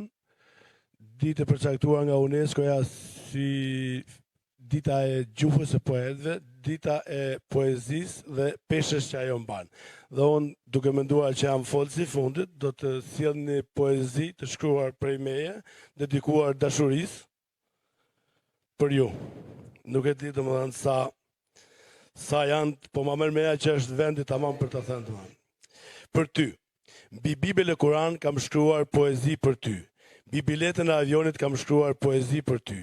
Mbi shëritin e barë që s'mundën të ndotin me shkronja dhe lajme me gazeta ditore kam shkruar poezi për ty. Mbi kartmonedhën e fundit të xhepave të mi të grisur kam shkruar poezi për ty. Mbi pendën e argjend të zogu që rahu kraht e unis për shtegtim, mbi gjethen e mramet e vjeshtës së si vjetme, mbi borën e barë të dimrit gri, kam shkruar poezi për ty. E tash që ti ke ikur larg, aq larg sa jeta ime është ndruar në prozë, kam nisur e përshkruar një roman për ne të dy. Faleminderit. Faleminderit dhe urime Bislim, por unë do doja që ta mbyllja me një zonjë, me zonjën Keda Kaceli, nga folësit, dhe pastaj ja kalojmë sërish fjalën zotit Berisha. Shumë e vështirë të flasësh pas kaq kollozëve, artistëve dhe studiuzëve. Unë si patriote dhe si politikane do flasë për folklorin shqiptar, e cili është pasaporta jonë kombëtare. Në programin e saj për Shqipërinë madhështore, Partia Demokratike synon të realizojë planin kombëtar për shpëtimin e folklorit muzikor dhe etnografik shqiptar. Folklori muzikor dhe zejtaria artistike e gjitha trevave shqiptare janë elemente të paçmuara që përshkojnë historinë dhe identitetin e çdo kombi, dhe për Shqipërinë ato janë jo vetëm shtyllat kryesore të trashëgimisë kombëtare, por edhe një mundësi e jashtëzakonshme për zhvillimin social, ekonomik dhe intelektual. Partia Demokratike do përcaktoj fonde dhe burime të mjaftueshme për ruajtjen dhe zhvillimin e folklorit shqiptar, për mirësimin e instrumenteve folklorike dhe pajisjen e tyre me teknologji moderne, si dhe mbështetje për zhvillimin e kapaciteteve profesionale të artistëve dhe interpretuesve të folklorit, duke shmangur asimilimin. Ndër aspektet shkatruese që rilindja e bijve dhe nipave ka qenë sulmi, përdorja, nënshtrimi dhe në përkëmbja e artistëve të folklorit si simbol të antikombëtarizmit të tyre. Plani i shpëtimit të folklorit dhe zetarisë artistike kombëtare ka si qëllim ruajtjen dhe zhvillimin e folklorit muzikor shqiptar. Shumë studiues të huaj në shekujt 18 dhe 19, si Kursa dhe Vendas, na e kanë thënë që pasuria më e çmueshme e kombit tonë është folklori, muzika popullore dhe zejtaria artistike. Pastaj ka dhe krom edhe naftë. Përmes një reforme të thellë do të realizohet përmirësimi i instrumenteve folklorike kombëtare dhe pajisja e tyre me teknologji muzikore të avancuara. Projektet kryesore të reformës përfshin standardizimin e instrumenteve, themelimin e qendrave për promovimin e folklorit muzikor, rehabilitimin e artistëve të folklorit, integrimin e folklorit në arsimin parauniversitar dhe krijimin e orkestrës kombëtare folklorike. Ky plan synon rrjedhimin dhe gjithashtu revitalizimin e jetës kulturore, punësimin e artistëve dhe krijimin e turizmit folklorik për të promovuar kulturën shqiptare në nivel global dhe për të rimëkëmbur identitetin ton kombëtar, kaq shumë të nëpërkëmbur nga rilindset e vrasjes së shumanshme të Shqipërisë tonë. Partia Demokratike në 4 vjeçarin e qeverisë së ardhshme do të rikthej folklorin shqiptar madhështor. Faleminderit. Faleminderit shumë Keda. Kam tani kënaqësinë në përmbyllje t'i kaloj sërish fjalën zotit Berisha. Së pari, edhe njerë ju fanoroj shumë si panelistët për ekspozet e tyre dhe të diskutantët, që pasuruan shumë këtë program dhe ftoj të gjithë personalitetet e artit dhe të kulturës të paraqesin propozimit e tyre, sugjerimet e tyre për një qëndrim dhe politik transformuese që do nërmarë Partia Demokratike në raport me këtë fush e cila lidhet më shumë se çdo gjë tjetër me identitetin tonë kombëtar, me formimin e brezave, edukimin e tyre, të ardhmen e Shqipërisë madhështore. Ju garantoj se sugjerimet, propozimet tuaja dhe parashtrimet që u bën në këtë takim nga panelistët do shndrohen në ligje, vendime dhe do bëhet gjithçka që kësaj gjendje të cilën Bujar Kapexhiu me dhimbje e cilësoj si gjendja më e keqe në cilën janë gjetur ndonjëherë arti dhe kultura jonë, pas sot, kur kanë kaluar 12 vite të një sistemi në cilin arti, kultura, pësuan agresionin më të pamëshirë, jo ideologjik, por mafioz, të mafjes betonit, të mafjes dhe betonit dhe qëndrimeve anti-shqiptare, urrejtjes ndaj shqiptarëve dhe kulturës tyre. Nuk ka pësuar ndonjëherë goditje të tilla shokuese. Arti dhe kultura jonë, si në këto 12 vite, nuk janë paralizuar ndonjëherë me qëllim, kur institucionet e artit dhe të kulturës sonë si këto 12 vite, as në diktaturë. Jo. Në diktaturë, kishe në i pjesë në theatër që ishte realizmi socialist, por kishte dhe tjera. Shakespeare, kishte Shtatshaljant, kishte drama nga historia, apo epope nga historia, me një fjalë.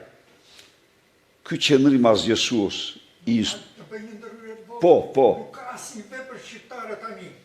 Jo. Ky qëndrim asgjësues ndaj institucioneve ishte një prerje gjuhës që ato të mos mund të flasin publikisht sa duhet dhe si duhet. Projekti ynë i Shqipërisë madhështore është një projekt që frymëzohet pas gjithashtu nga kultura dhe arti. E vërteta është se sot në kulturën dhe artin tonë, në trashëgiminë tonë, në gjitha fushat e tyre, ne kemi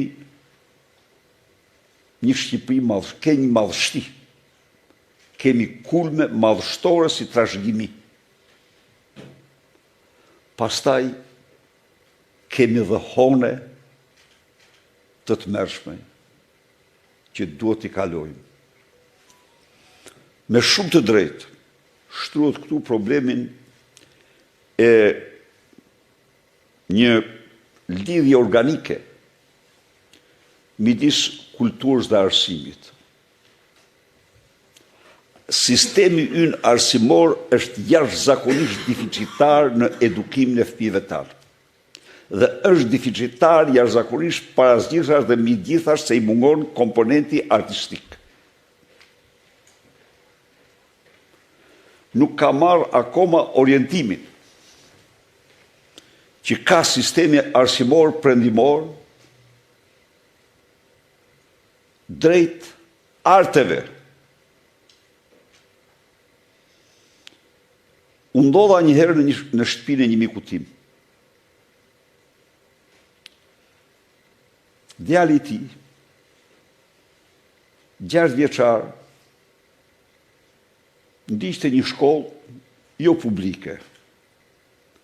Dhe dëgjoj të flasë me nënën e tij për Monen,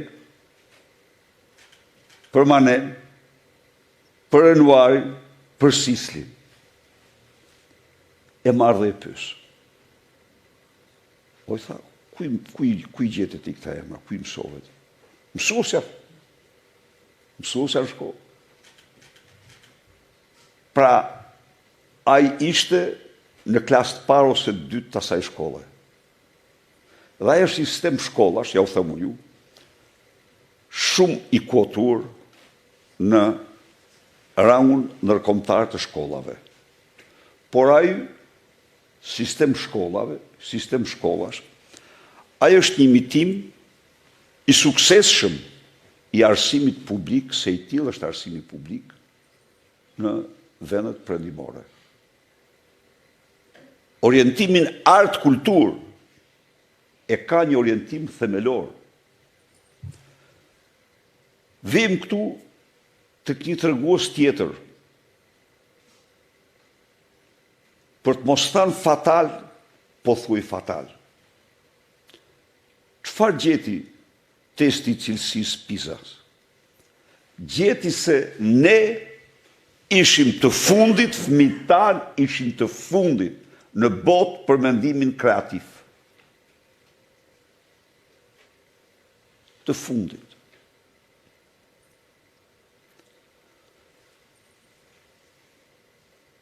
Sepse artin edukimin e tyre është i përjashtuar. Nuk ka shpjegim tjetër kjo. Ndaj dhe një lidhje organike midis kulturës, artit dhe arsimit është vendimtare për edukimin ndryshe, edukimin e duhur të brezave të shkolluar në këtë vend. Një dimension tjetër, jashtëzakonisht i rëndësishëm është dimensioni digital. Sot, bota digitale është bërë po kaq e fuqishme sa bota reale. Dhe çdo injorim i saj, ti humbet një dimension dhe një potencial shumë të madh. Ndaj edhe në këtë drejtim ju garantoj se ne do bëjmë gjithçka për shfrytëzimin e kapaciteteve të botës digjitale në fushën e artit dhe të kulturës. Ju, me shumë të drejtë, ngritet këtu rindërtimin e theatrit siç ishte. Pa diskutim që kjo do ndodhë. Nuk ka rast më klasik, më të shëmtuar, të veprimit mafioz, të shtetit mafioz. Miq, ne vuajmë shumë nga një problem. Vuajmë nga fakti se nuk realizojmë dot atë që thot Samuel Huntington, që e tha me fjalët e tij Bujari sot këtu. Më e keqja e diktaturave është diktatura e narkosit, e drogës. Dhe e thot në mënyrë eksplicite. Pse? Sepse nuk respekton asnjë ligj, asnjë vendim, asnjë rregull. Diktaturat tjera, ato ligjet këqija dhe rregullat këqija ato i zbatojnë ato. Siç i kanë. Se nuk do t'i injorojmë. Kurse këtu shkel çdo ligj me transferimin e pronësisë,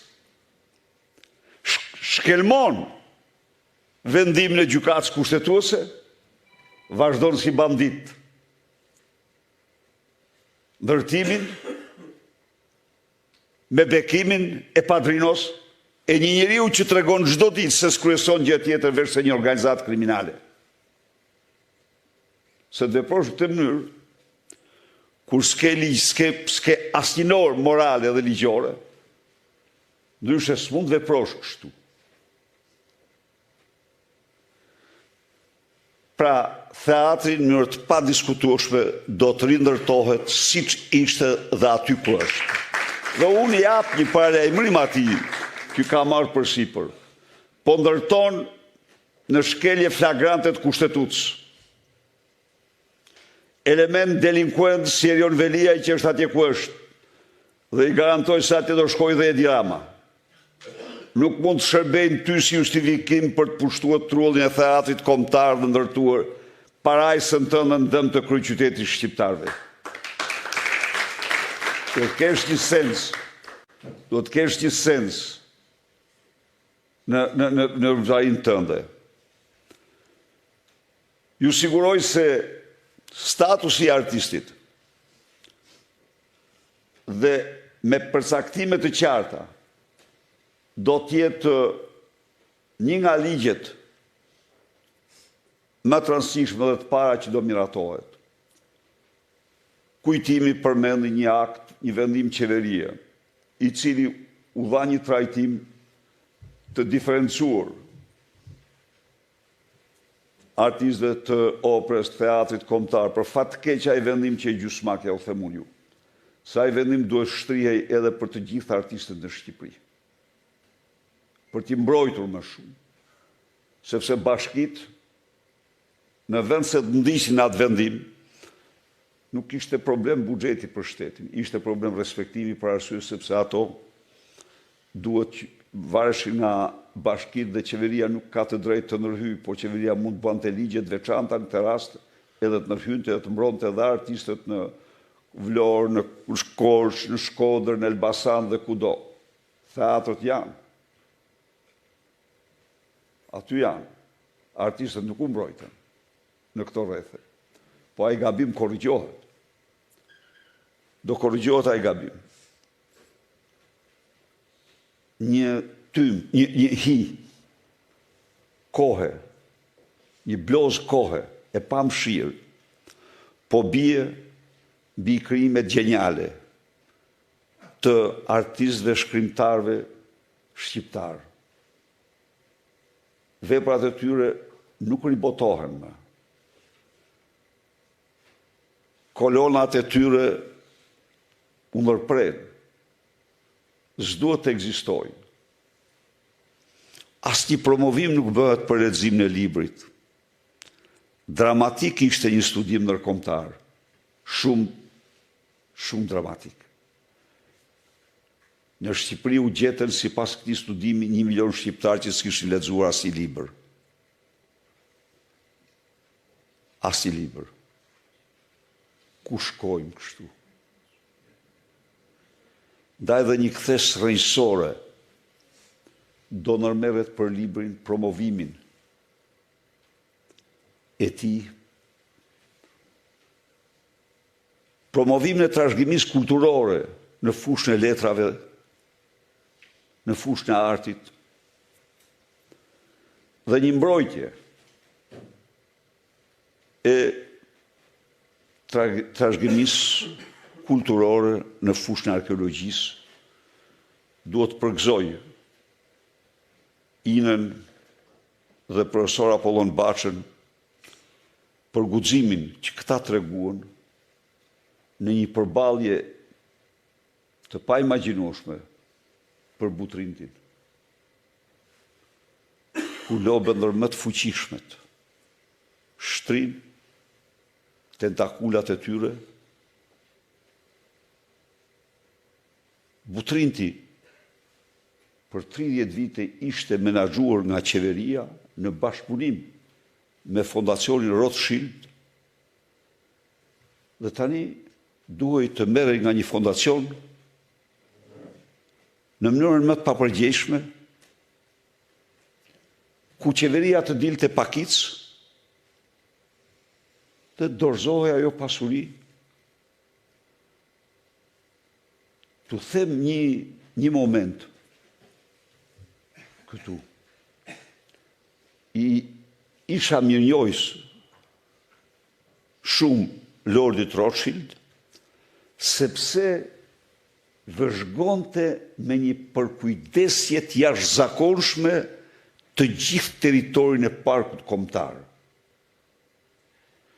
Dhe se kur shkoj dikush në ndërtoj një diskotek diku atje, letër pas letër i ndjeri se nuk është më.